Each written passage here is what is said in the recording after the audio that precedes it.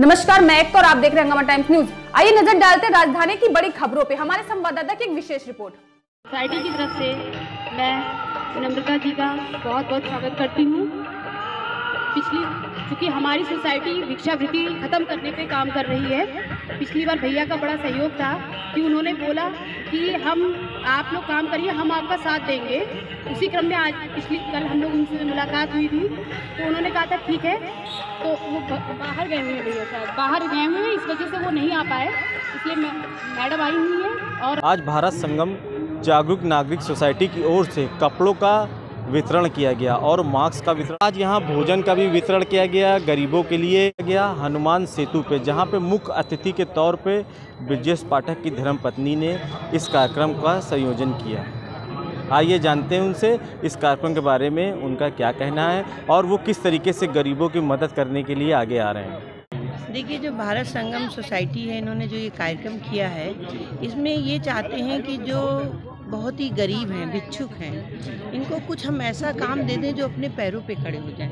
उसमें से बहुत से लोग तो हैं अपने पैरों पे खड़े हो सकते हैं, बहुत से लोग हैं जो नहीं खड़े हो सकते हैं। ये तो ललित जी हैं, किरण जी हैं, हमारी शिखा जी हैं, कंचन जी हैं, इनके सहयोग से ये सोसाइटी चलती है।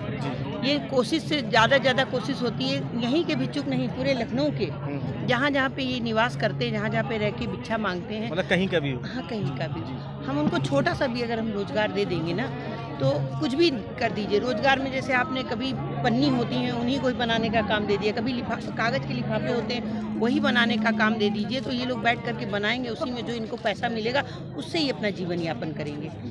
छोटे छोटे रोजगार मतलब कि और भी कई तरीके के रोजगार होते हैं, जैसे डलिया बनाने का काम होता है। गाँव के जो भिक्षुक होते हैं तो क्या करते हैं, उनको जो पतवार वो मिल जाती है तो उससे वो डलिया बनाते हैं। तो ऐसे कुछ लोग बनाना सीखेंगे, बनाएंगे, तो हमें लगता है अगर इस तरीके से हमारी संस्थाएं बहुत जागरूक होकर काम करेंगी तो हमें लगता है भिक्षा की प्रवृत्ति एक दिन आने वाले समय में ख़त्म हो जाएगी।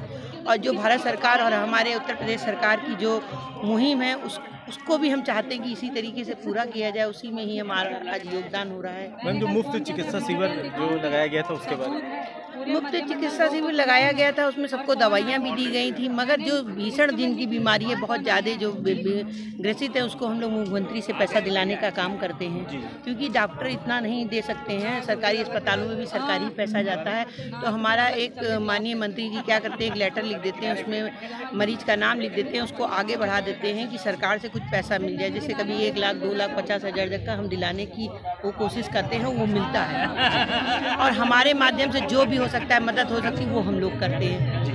इस तरीके से हम समाज में जितने भी भिक्षुक हो, इनको इस तरीके से हम उबारने का काम करते हैं जगह जगह पे। माननीय मंत्री जी का तो हमेशा सहयोग रहा है मैम उसके गरीबों के लिए। गरीब हमेशा से वो तो अनदेखा सहयोग करते हैं कि मतलब जिस कहते हैं कि किसी के लिए कुछ करो तो उसकी चर्चा मतलब कम होनी चाहिए। मतलब अगर हमने अपने हाथ से किसी को कुछ दिया है तो वो किसी को पता भी ना चले, तो उनका तो सिद्धांत है। मगर आजकल जब तक आप किसी चीज़ का प्रचार नहीं करेंगे तब तक आपके बारे में कोई जानेगा नहीं है, तब तक आपसे सहयोग नहीं लेगा, तब तक आपको अपना दर्द नहीं बताएगा। तो कुछ चीज़ों में बताना भी पड़ता है कि हम लोग हर काम के लिए सक्षम हैं। ईश्वर ने हमको सक्षम बनाया है और हम अपनी सरकार में रह के लोगों की मदद कर सकते हैं ज़्यादा से ज़्यादा। भोजन का वितरण किया गया है गरीबों के लिए। जी, इसके बारे में क्या?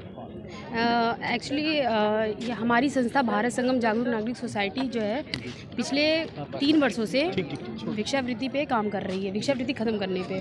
उसमें ये है हमारा मतलब हमारी NGO का कि इसमें मतलब इनको खाना कपड़ा सब मिल जा रहा है, इसकी ज़रूरत नहीं है। इनके एक अच्छा जीवन देना हमारा पहला लक्ष्य है कि हम इनको अच्छा जीवन यापन दिलवाएं। इसमें मेन इनको खाने और कपड़ों की ज़रूरत नहीं है, बहुत लोग दे रहे हैं, इनके पास बहुत है। इनका मतलब एक सभ्य नागरिक बनाना है हम।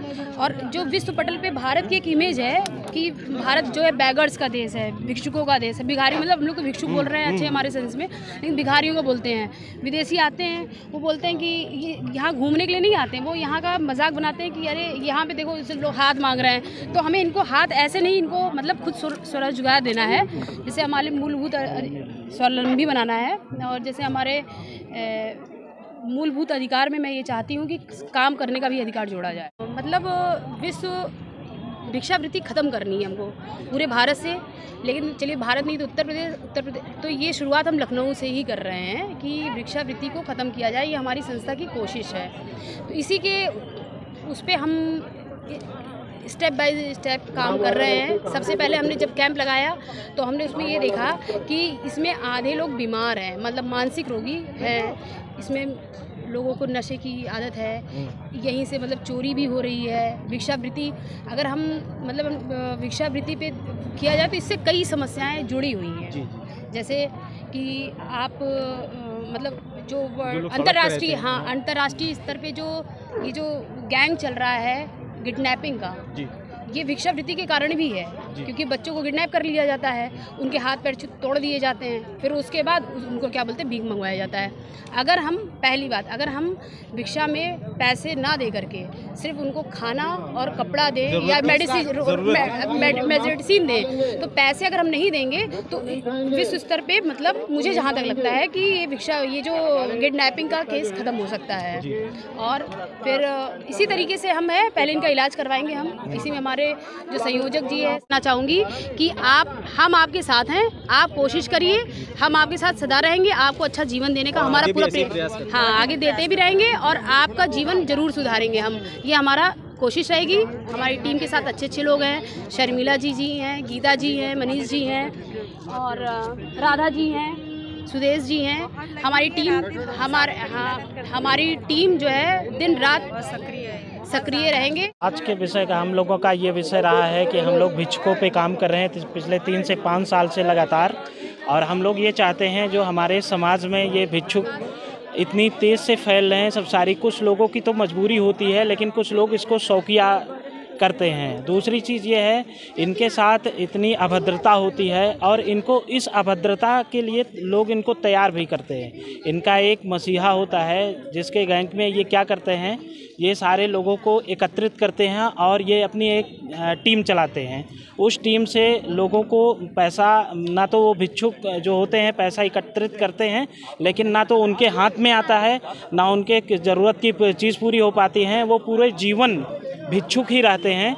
और दूसरी चीज़ ये है इनकी ना तो आवश्यकता की पूर्ति हो पाती है, ना ये समाज का एक अच्छी तरह से हिस्सा बन पाते हैं। दूसरी चीज़ ये है इनका एक मानसिक शोषण भी किया जाता और ये शोषण के शिकार होते हैं।